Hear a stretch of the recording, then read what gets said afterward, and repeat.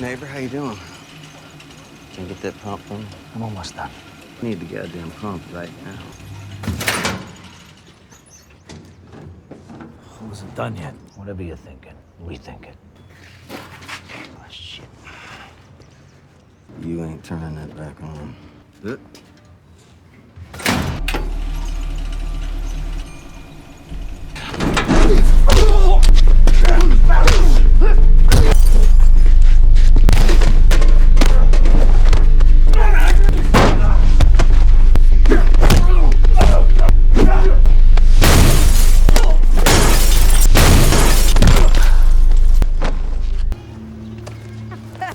You scared?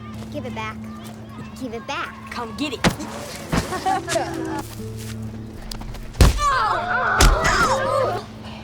Ask twice. You fight like a cop. You walk like a cop. You even smell like a cop. Who's watching your kid, huh?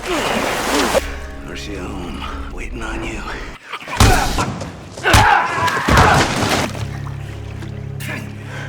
I am gonna tell my girl a bedtime story. On a cold, dark, rainy night in Shreveport, Louisiana, a biker gang arrives at a heavily guarded bar. As they walk past the regular customers and head into a room at the back, they have no idea another crew is secretly watching them. And after grabbing protective masks, they enter a hidden lab where workers in full protective suits have just finished producing 30 pounds of the banned drug crystal meth. Outside, the other crew turns out to be DEA agents who have finally tracked down the gang's main drug lab after searching for it for a long time, and they're now getting ready to raid the building. Inside the lab, the gang gets ready to move the drugs, and Phil Broker, one of the gang members, calls a flight crew to safely fly the meth out. But Danny's stubborn son, Jojo, argues that the gang is tough enough to move it by road themselves. Even though Danny loves his son, he trusts Broker more and decides to use the plane. But just as they start packing, the DEA makes its move, cutting the power to the building before quietly taking out the guard outside. Seconds later, the heavily armed agents storm the lab and surround the bikers at gunpoint before they even realize what's happening. Instead of surrendering, a biker tries to shoot one of the agents, forcing Broker to tackle him and reveal that he's actually an undercover agent who betrayed the gang.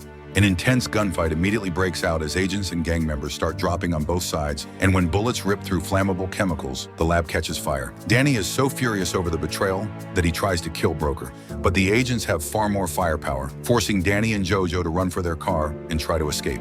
Broker rushes outside to stop them, but is suddenly held at gunpoint by fellow agents who don't know he is undercover. Just as his boss confirms who he is, a huge chemical explosion rips through the building, throwing everyone to the ground and giving Danny and Jojo the chance to escape. Broker jumps onto a motorcycle and speeds after them, with other agents right behind him, while police cars set up a roadblock farther up the road. With nowhere else to go, Danny turns the car around and drives straight at Broker, who races directly toward him on the motorcycle. At the very last second, Broker jumps off the bike and slides across the rain-soaked road, letting the motorcycle glide underneath Danny's car before shooting its gas tank. The explosion destroys the engine and brings the car to a stop. Broker pulls Danny out of the wreck, but when Danny tries to fight back, Broker pins him to the ground and arrests him. Jojo then stumbles out of the wreckage and tries to shoot Broker, but Broker reacts first, shooting him in the leg and knocking him to the ground just as several agents surround him with their guns pointed at him, ordering him to drop his weapon. Broker also tells him to drop the gun, and Jojo looks like he's giving up. But then he smiles and deliberately tricks the officers by pretending to pull another gun from his pocket, making them open fire. A heartbroken and furious Danny is dragged away by the police, screaming that he'll get revenge on Broker and his children. Annoyed that the police shot Jojo when he was clearly wounded and unarmed, Broker decides to resign from the DEA. 2 years later, Broker has left his dangerous past behind. He now runs a local construction business with his good friend Tito and lives a quiet, peaceful life in a small Louisiana town near New Orleans with his young daughter, Maddie. Broker seems to be settling into his new life just fine, but Maddie has a hard time fitting in at her new school, where she has no friends and usually plays by herself, making her an easy target for a school bully named Teddy. One afternoon, Teddy and two of his friends walk over to Maddie and snatch her cap. Maddie firmly tells him twice to give it back, but instead of listening, Teddy shoves her to the ground, making her snap. As she gets back up, she drives her fist into Teddy's stomach, follows it with a kick to the face that breaks his nose just as the teachers come rushing over. Broker is at work with Tito, when he gets an urgent call from the school and rushes over right away. When he arrives, he notices a sheriff's car parked outside, but doesn't think much of it until he walks inside and sees Teddy getting treated for his bloody nose. In the next room, Teddy's parents, Jimmy and an angry Cassie, are yelling at the principal and the sheriff, demanding they do something about Maddie. The moment Cassie spots Broker, a friendly school counselor named Susan quickly steps in and tries to lead him away from the furious mother. But just before they reach the classroom where Maddie is waiting, Cassie storms into the hallway and completely loses her temper when she sees her son's broken nose. She starts screaming curses at Maddie and then charges at Broker after he tells her not to curse his daughter, but her husband and the sheriff quickly grab her and drag her outside. Broker worries the sheriff was called because of Maddie, but Susan reassures him that Maddie is a well-behaved girl and that Cassie's outburst is the real reason the sheriff is there.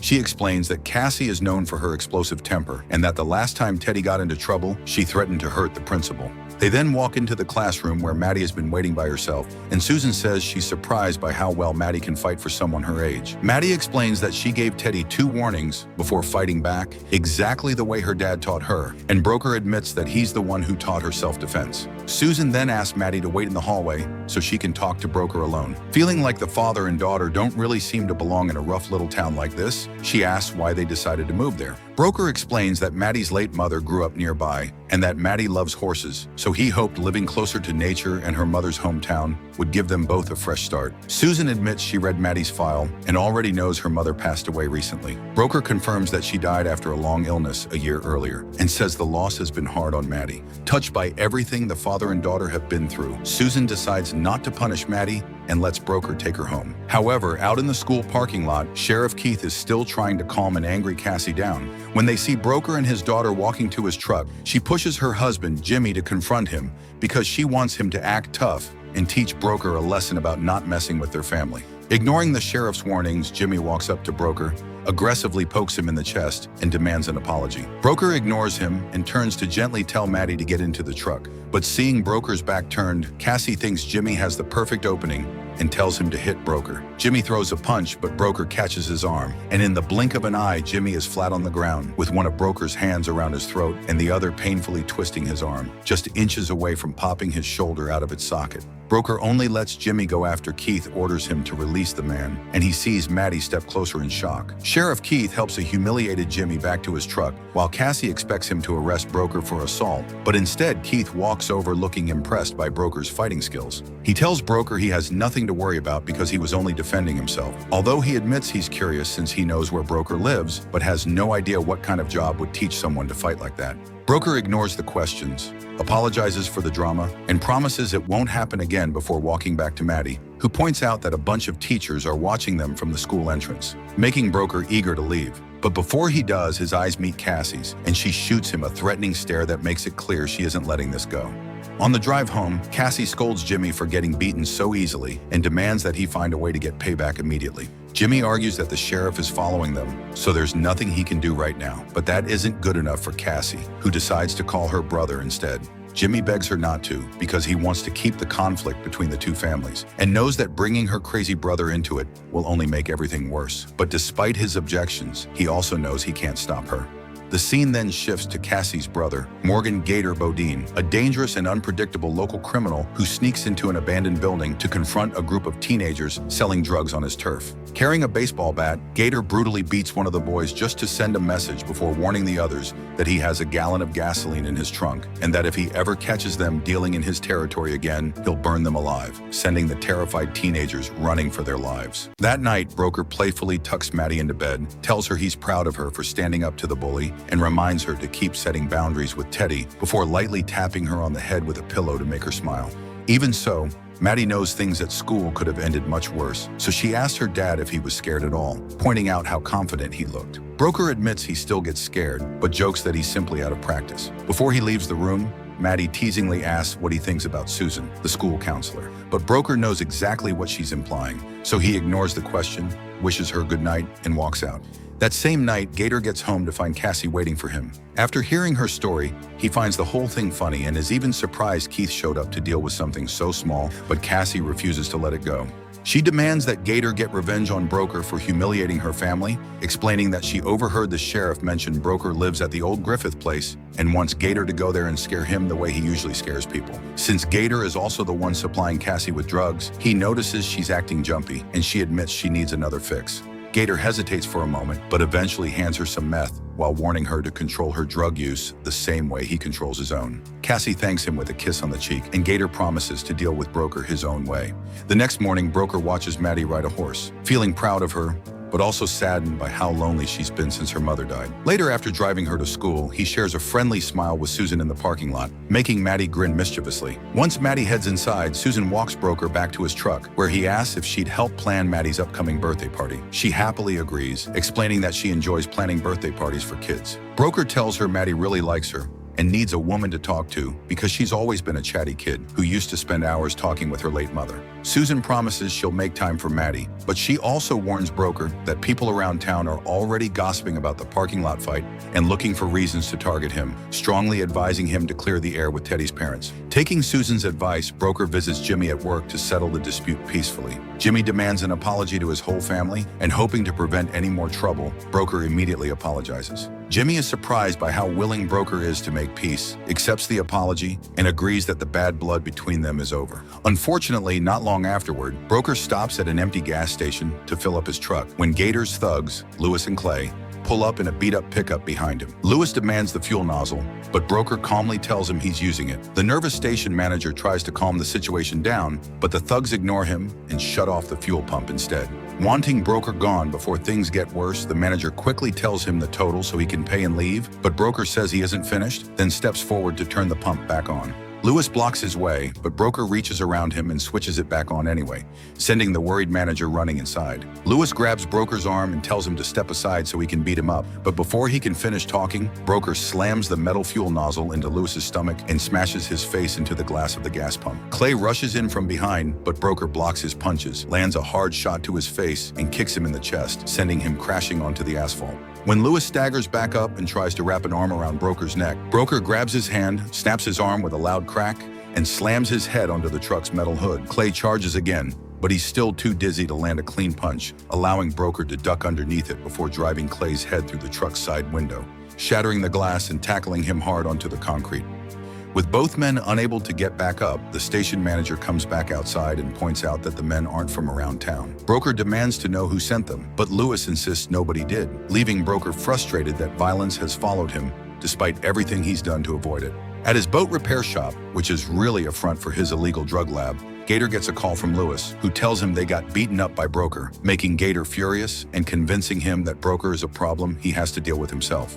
Meanwhile, Broker and Maddie are driving home from school when Maddie notices the bruises on her dad's knuckles. Broker brushes them off, saying he had an accident at work, but she doesn't buy it, and before she can ask anything else, Sheriff Keith pulls their truck over. The sheriff orders Broker out of the truck and demands to know what happened at the gas station. But since nobody filed a police report, Broker calmly refuses to explain anything. Surprised that Broker doesn't seem scared of him at all, Keith starts thinking he must be ex-military or former law enforcement, but Broker simply tells him he doesn't need to know. Keith eventually lets him go, warning that he'll be keeping a close eye on him. Back home, Broker and Maddie take their horses out for a ride, and Maddie happily tells him she's finally starting to make friends at school, before joking that she still doesn't understand why they moved to a town without Wi-Fi. Broker laughs, completely unaware that Gator is secretly watching them, and as soon as they're far enough away from the house, Gator slashes one of Broker's truck tires before sneaking inside. While Broker and Maddie stop by the river and talk about her mom, Maddie fights back tears as she admits she misses her so much that her stomach hurts. She also tells Broker she feels like her mom is still worried about him and wants him to be happy. So Broker pulls her into a hug and promises that being with her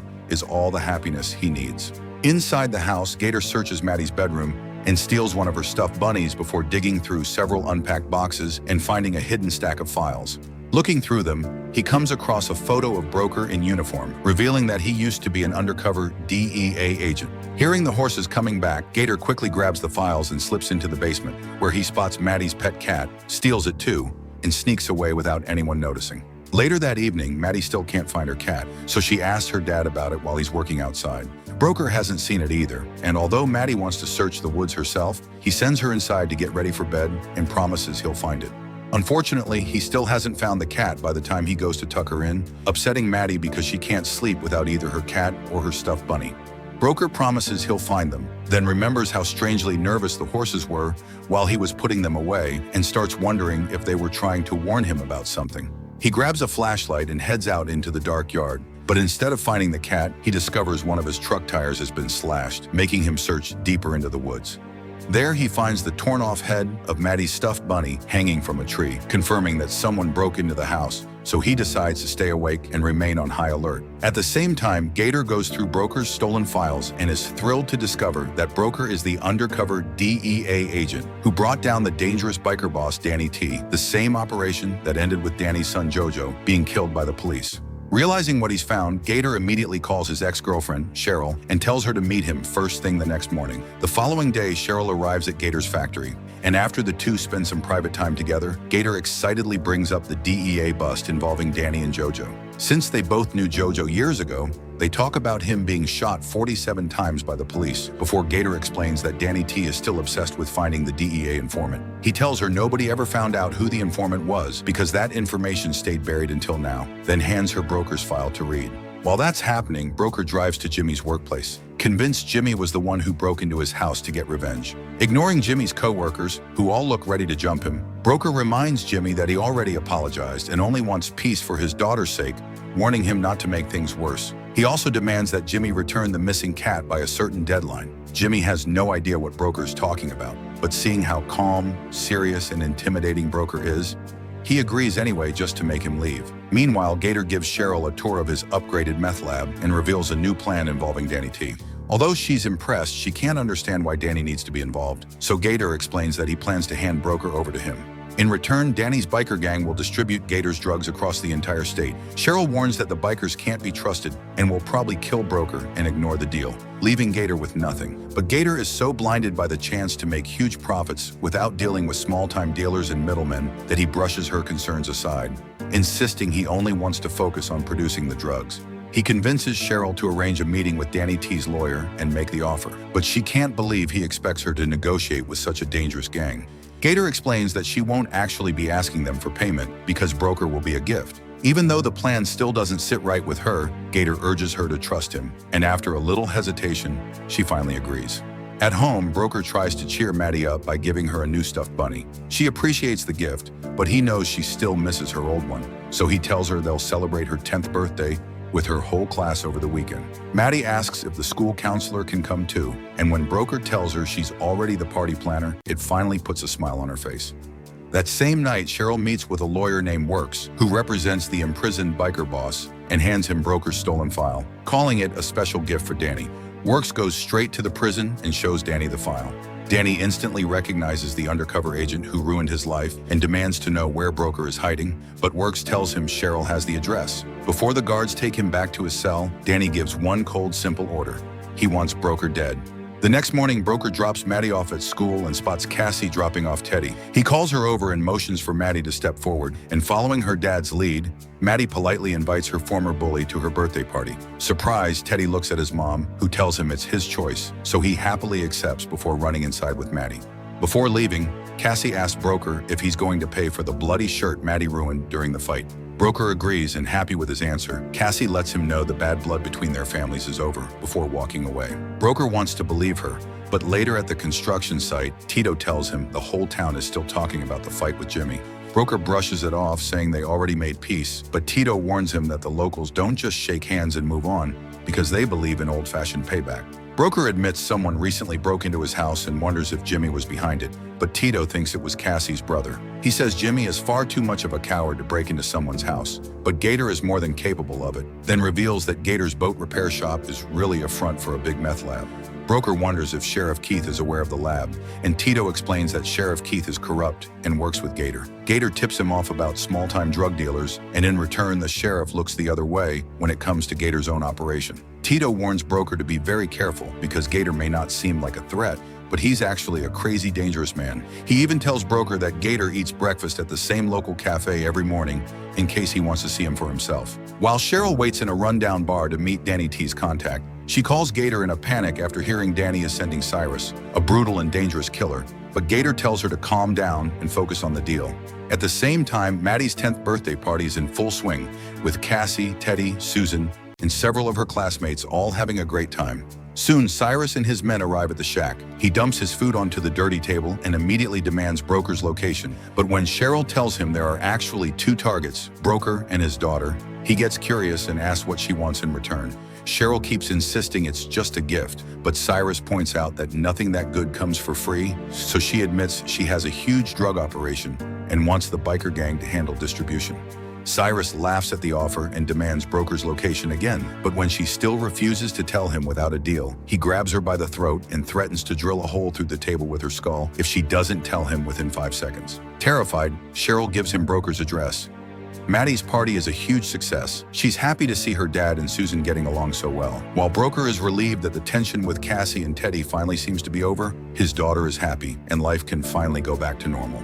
That evening, Jimmy sits on his porch watching Gator arrive to see Cassie. He tells her he's already dealt with Broker and wants her to stay away from him, but Cassie is too jittery to listen and keeps asking for drugs. Gator refuses, telling her she needs to clean herself up, which makes Cassie lose her temper and start yelling while Teddy listens from inside the house. When Gator raises his voice too, she quickly tries to calm him down, saying Teddy is asleep and he shouldn't wake him. Gator turns to leave, saying he's done with her, and Cassie instantly regrets pushing him that far. But as Gator reaches his car, Jimmy walks over and politely asks him to stop giving Cassie drugs because it's ruining her life.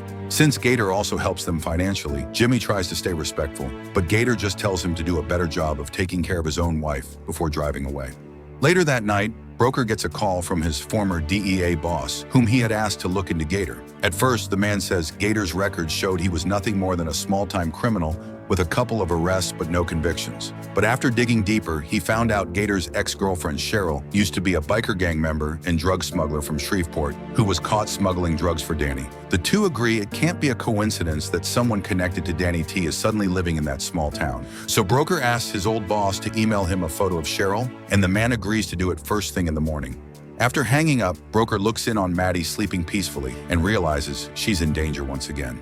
The next morning, Broker goes to the local cafe Tito mentioned and finds Gator and Cheryl having breakfast. He walks over and tells Gator they haven't been properly introduced. Gator tries to act tough, joking about Broker's fight with Jimmy just to show he knows all about him, but Broker ignores the jokes and calmly says he isn't there to cause trouble. He tells Gator that if anyone has a problem with him, they should take it up with him because he doesn't want his daughter dragged into it. Gator pretends he has no idea what Broker is talking about. So Broker tells him some coward broke into his house, slashed his tires, and stole his daughter's cat and stuffed toy, warning that if it ever happens again, he won't be so forgiving. Just then, Cheryl, who has been avoiding eye contact the whole time in case Broker recognizes her, gets a phone call breaking the tension. Broker gives her a long look before turning to leave, but seeing him walk away gives Gator the confidence to shout after him that his daughter has nothing to worry about since she has such a tough father. Broker immediately stops and walks back. One look into Broker's eyes is enough to make Gator swallow hard and freeze, but Broker simply taps him on the shoulder, tells him to finish his breakfast, and walks away. Tito watches the whole exchange with a smile. Cheryl then returns to the table and tells Gator the phone call confirmed Danny's men will attack Broker that night. Outside the cafe, Broker checks his email and opens the photo of Cheryl, instantly recognizing her as the woman who was sitting with Gator. Now that he knows Gator is connected to Danny T, he realizes trouble is coming. So instead of going to work, he drives straight to Gator's boat repair shop. Thanks to his years as an undercover agent, it doesn't take him long to find the hidden meth lab behind a fake metal wall. After seeing the huge stash of drugs Gator has produced, Broker decides to destroy the whole operation. He carefully drills holes in the light bulbs, fills them with highly flammable chemicals, then pours gasoline all over the lab, setting a trap that will start a fire, and then a massive explosion the moment someone switches on the lights. Just before leaving, he hears a meow and finds Maddie's stolen cat. But before he can make it out of the lab, one of Gator's thugs points a gun at his head. Broker drops the cat, then disarms the thug and smashes the gun into his head in the blink of an eye. As he bends down to pick the cat up again, another thug knocks him unconscious. He wakes up gasping as his head is pulled out of a tub of water and realizes he's tied to a chair, surrounded by Lewis, Clay, and another thug. They mock him for being a cop and start hurting him, with Lewis punching him over and over in the stomach, while Clay repeatedly dunks his head underwater. Clay starts getting nervous and says Gator will be back soon, but Lewis refuses to stop. Instead, he moves closer and starts mocking Maddie, asking who will tell his little girl a bedtime story tonight. Mentioning Broker's daughter turns out to be the biggest mistake of his life. Before Lewis can say another word about Maddie, Broker headbutts him, kicks Clay in the groin, then drives another kick into his head as he hunches over. He stomps on the third thug's foot, instantly dislocating his ankle. Lewis gets back up, but one kick sends him flying into the water tank. Clay and the third thug grab heavy rods and swing at Broker, but he slips every attack while locating a saw to cut himself free, then shows them another way to use the tools lying around the fake boat repair shop by grabbing heavy equipment and beating both men to the floor. Broker then walks over to the water tank just as Lewis struggles to climb out. He puts his cap back on, looks down at the bleeding thug, and says that when he gets home, he is going to tell his daughter a bedtime story. And this is how it ends, before stomping Lewis in the face and sending him back into the water. Broker leaves the drug lab with Maddie's cat and cleans himself up when he gets home, so she won't notice he'd been in a fight, completely unaware that an even bigger one is already on the way as Cyrus and his gang arrive in town. Even so, Broker can already tell something isn't right. He grabs a box and drags Maddie with him, telling her to pack her things because they have to leave town right away, but she refuses and pulls away from him. Confused and upset, she says she finally likes her school and wants to stay in the town. He said her mother wanted for them. Broker grabs her again and apologizes, saying his old job needs him for an emergency, but Maddie calls him a liar and storms off to her room. Meanwhile, Cyrus and his gang meet up with Gator and Cheryl to get directions to Broker's house. Cheryl tells him how to get there, while Gator offers to draw a map of the back roads, but Cyrus turns them both down and decides to approach the property by boat instead. As they head inside, Gator starts getting uneasy and asks Cheryl why Cyrus brought so many heavily armed men, but she has no idea either. Fortunately, Maddie eventually starts packing, even though she's still angry, while Cyrus and his men get ready to leave. But Gator suddenly starts worrying about being tied to the attack and decides to back out, telling Cyrus he isn't going because he'll be the first person the police look at, so he needs to stay in town and build himself a solid alibi. Cheryl asks what will happen to young Maddie, and Cyrus looks to Gator for approval, and Gator agrees that the little girl must be eliminated too because they can't leave any witnesses. Cyrus then forces a terrified Cheryl to come along and guide them to the house, joking that he'll bring her back afterward when Gator protests. Trying to help, Tito shows up with a horse trailer so he can keep Broker's horses at his place while they're gone, and Broker thanks him. Tito asks if there's anything he should know, but Broker says he'll explain later before heading inside to grab a handgun from his gun case. At the same time, Gator meets Sheriff Keith in town to work on his alibi. He pours him a glass of whiskey, saying he's celebrating a big sale, and although Keith congratulates him, he secretly pours the drink out as soon as Gator walks away to shoot some pool. Meanwhile, Cyrus and his gang quietly pull their boat up near Broker's property, but they still spook the horses while Tito is loading them, instantly letting him know something is wrong.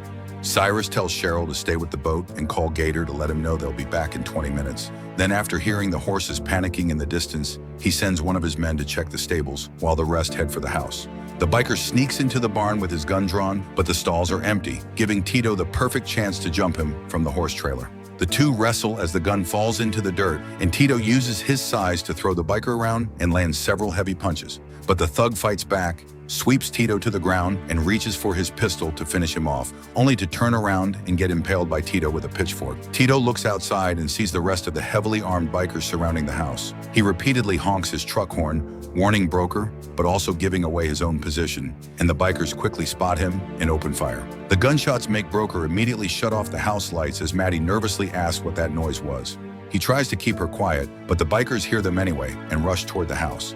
Broker quickly takes Maddie down to the basement, hands her his phone, and tells her to call the police, making sure she tells them exactly who she is, where she is, and that armed men are trying to break into the house. As soon as he leaves, Maddie dials 911, but when she spots one of the bikers outside, she's too scared to say a word. Upstairs, Broker grabs a bigger gun from his weapon case and watches through a window as the bikers slowly move toward the front door. He quickly takes up position by the entrance, and the second one of them kicks the door open. Broker fires, blasting the man backward down the front steps. The shot makes Maddie scream, and another biker hears her, breaks into the basement, and starts shooting at her as she runs. Upstairs, Broker knows she's in danger, but can't get to her because he's wrestling with another thug.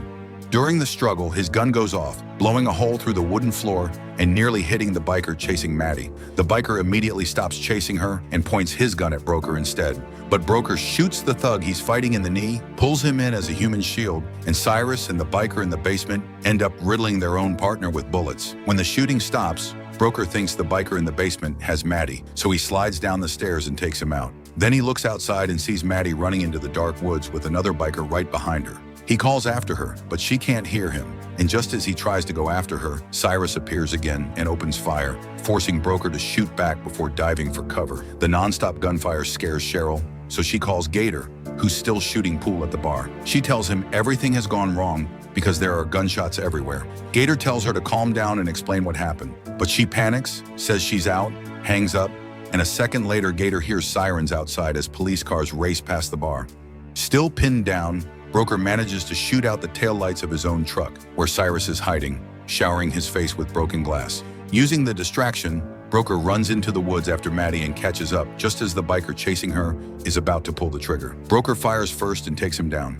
Maddie turns at the sound and is relieved to see her dad alive, but before they can reach each other, Cyrus blindsides Broker and tackles him to the ground. Broker yells for Maddie to run as he and Cyrus start trading punches. Maddie runs to the river and spots Cheryl waiting by the boat. Thinking she's there to help, Maddie begs her to save her and starts explaining what happened. But Cheryl cuts her off, saying the bikers will kill her and insisting she get on the boat. Something doesn't feel right, so Maddie starts calling for her dad. Panicking, Cheryl grabs the little girl and forces her onto the boat. Broker hears Maddie screaming, but he's trapped in Cyrus's grip. Determined to save his daughter, he lifts Cyrus off the ground, slams him down, and breaks free. Furious, Cyrus pulls a knife, but Broker catches his arm, wrestles him to the ground, breaks it, twists the knife out of his hand, and stabs him with it before sprinting toward the river, only to see Cheryl speeding away with Maddie on the boat. Broker races back to his house to get his truck, just as Sheriff Keith and several police cars pull up, and Keith demands to know what's going on. He tells Keith that 6 armed men broke into his home, tried to kill them, and kidnapped his daughter. Just then, Tito pulls into the driveway, but his truck rolls to a stop as he slumps over the steering wheel, badly wounded. Broker rushes over, presses on the wound to stop the bleeding, and begs the officers to get him medical help. Keith tells him they've got Maddie on the radio and sends another officer to take over while Broker grabs the radio. Maddie is crying and begging her father to save her. Broker promises he will and asks who took her, but all she can tell him is Cheryl's hair color. He tells her to hide the phone and, wherever they take her, look for anything she recognizes before calling him back. She agrees, but the call suddenly cuts off, leaving Broker frustrated. Keith tells dispatch to keep trying the connection every 30 seconds, but Broker points out that Maddie has his phone, so tracking it and sending a state helicopter would be much faster. He gives Keith detailed descriptions of the suspects, and Keith immediately passes everything along to dispatch. Keith then asks about the men who attacked the house, and Broker says they're all inside.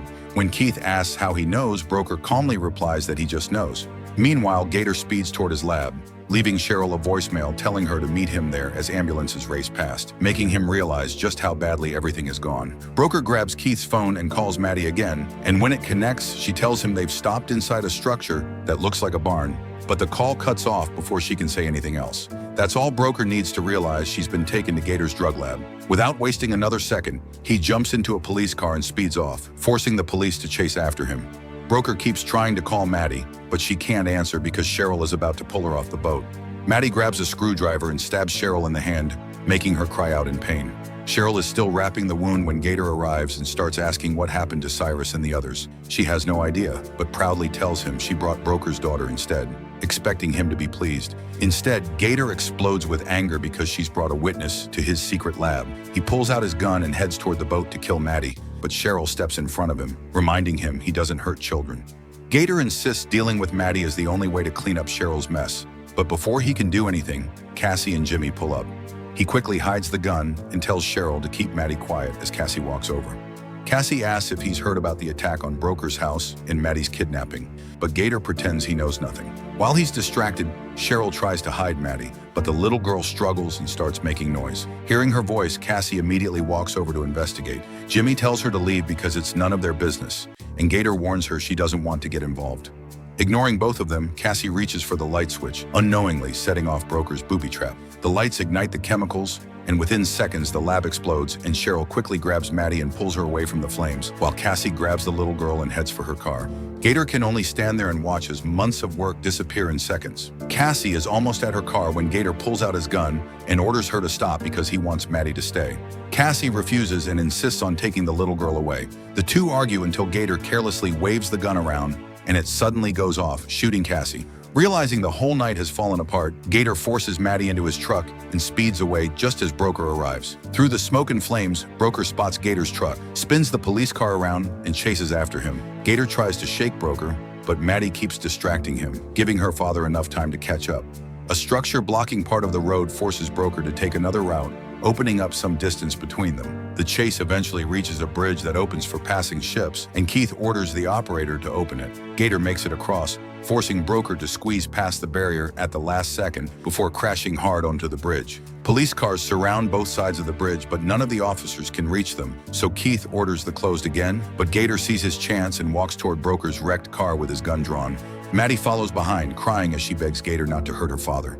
Gator points the gun at her and orders her back into the truck, but she refuses to move. At the far end of the bridge, Keith lines up a shot at Gator, ready to take him out. But while Gator is distracted by Maddie, Broker suddenly lunges forward, slams Gator's head into the wrecked car, breaks his wrist, and rips the gun out of his hand. After a few more punches, Gator is left lying helpless on the ground. Broker points the gun at Gator's head and reminds him why he never should have crossed him. But just before pulling the trigger, he looks at Maddie. Seeing the fear on his daughter's face, he realizes he can't kill a man in front of her. He lowers the gun and tells Gator, "She just saved your life," before dropping the weapon and pulling Maddie into a hug. The police put out the fire at the lab while paramedics rush Cassie into an ambulance, and Cheryl is led away in handcuffs. Broker hugs Maddie tightly, kisses her, tells her, "Let's go home," and the two walk away together as Keith and his team prepare to pick a Gator up. Sometime later, Danny T gets a visitor in prison. When he walks into the visiting room, he's surprised to find Broker waiting on the other side of the glass. Broker picks up the phone and calmly tells him that when he finally gets out of prison, he'll be waiting for him outside.